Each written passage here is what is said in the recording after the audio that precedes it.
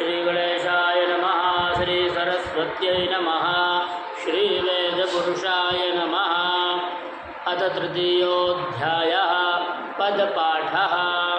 ॐ आशुः शेषा